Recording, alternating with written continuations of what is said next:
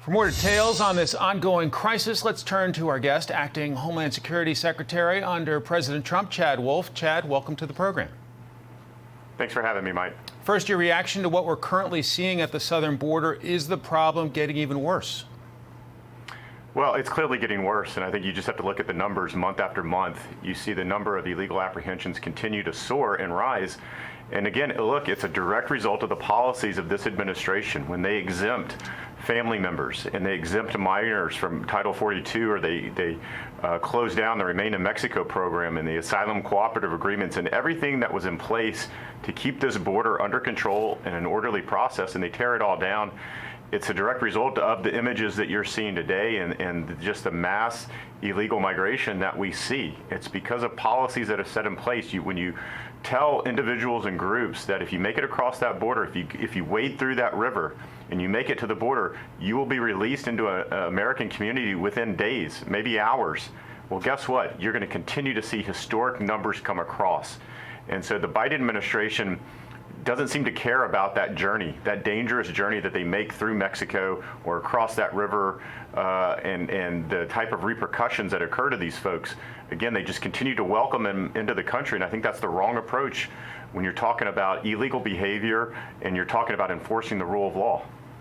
We're showing our audience right now live images of Del Rio, Texas, where it appears a family is coming ashore right now being aided by a young man. Chad, what can the Biden administration do right now to correct the crisis at the border? Well, there's a whole host of things that they have within their power to do. Again, that family that's coming across has been told by a Mexican cartel or a smuggler or a human trafficker that you basically have an 80 to 90% chance of staying in the United States if you come across as a family. Whether or not you qualify for asylum or not, you get to remain in the United States. Again, it's that failed catch and release policy that we saw 5 years ago under the Obama administration. It's back today, and it's causing record and historic numbers. We gave them a playbook, Mike, at the end of the administration, a variety of options to choose from to keep this process under control, to keep the numbers under control, so that Border Patrol can actually process them, can actually interview them, can actually understand who's coming across, so that we don't let national security or public safety threats into the country. They can't do that today. When you have too many people coming across, they can't even issue a notice to appear. So I would encourage them to go back to that playbook, a number of different initiatives that they can do to get the border under control today. I want to play for you a clip of my colleague David Spunt with President Biden, and I will ask you to react. You said last week that this report about migrant families at the border getting payments was garbage. No, I didn't say that. Let's get it straight. You said everybody coming across the border gets $450,000. The number was what you had a problem The number with. I was referring to. Okay. Now, here's the thing. Sure. If, in fact, because of the outrageous behavior of the last administration, you coming across the border, whether it was legal or illegal, and you lost your child, it's gone, you deserve some kind of compensation, no matter what the circumstance. What that will be, I have no idea.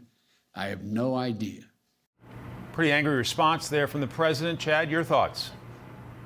Well, I would say that, every time the President Biden talks about this issue, he gets the facts wrong, and I don't know that that's a surprise to anyone. None of these children have been forever lost, as he indicates. In fact, the vast majority of parents who were returned back to their home countries, because again, these individuals crossed the border illegally. They broke a law. In many cases, they went before an immigration judge and they were ordered removed back to their home country. Almost all of them got a choice to bring their child back home with them, and they almost all chose to leave their child here in the U.S. What the ACLU wants you to believe that we now have to bring these parents back to the U.S. at taxpayer expense, leave them here in the U.S. on parole, have them stay here indefinitely, and on top of that, pay them $450,000 per individual. It's absurd. It's absurd. The Biden administration should be challenging this in court instead of trying to enter into negotiations with them on a dollar amount. They broke the law. They should not get rewarded for that.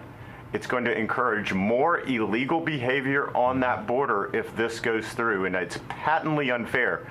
I think it's important to remember that Individuals that choose to break the law every day in the United States, when they get sent to prison or jail, they're separated from their child and their family. I don't know that the Biden administration is talking about paying those individuals, U.S. citizens, the same dollar amount that they are now contemplating paying foreign nationals. This is the craziest notion that I think I could ever think of, and the vast majority of Americans can think of. We are showing our audience right now what appears to be a family at the border after crossing the Rio Grande River, digging through their possessions, trying to find, I guess, some dry clothing to put on. Chad, when you talk about opening up the taxpayer checkbook for illegal migrants, what do you do for American citizens? Well, absolutely. I mean, I think what's important to remember is, the crisis that we have been under for now 9-10 months, the impact that it's having on American communities along that border, but everywhere in the United States. It's not just, El Paso and McAllen and places in Texas, but it's the illegal narcotics, it's the human trafficking, it's these migrants that are going to places all across the country. I don't know that the Biden administration is really talking about how do they help Americans and American communities deal with the crisis that they self-inflicted on Americans today. Instead, what they're talking about, instead of helping Americans, instead of putting Americans first in their policy thought, they're trying to decide how do we reward and pay foreign nationals for breaking our law. It's completely backwards. It should never occur. They should go into court. They should fight this because it's not defensible at the end of the day. And again, they need to step up to the plate. They need to stop talking to the ACLU about how we pay individuals for breaking the law. Most Americans think that this is absurd, and they need to do the right thing. Chad Wolf, thank you so much for your time and for sharing your expertise with us today. Have a good day, sir.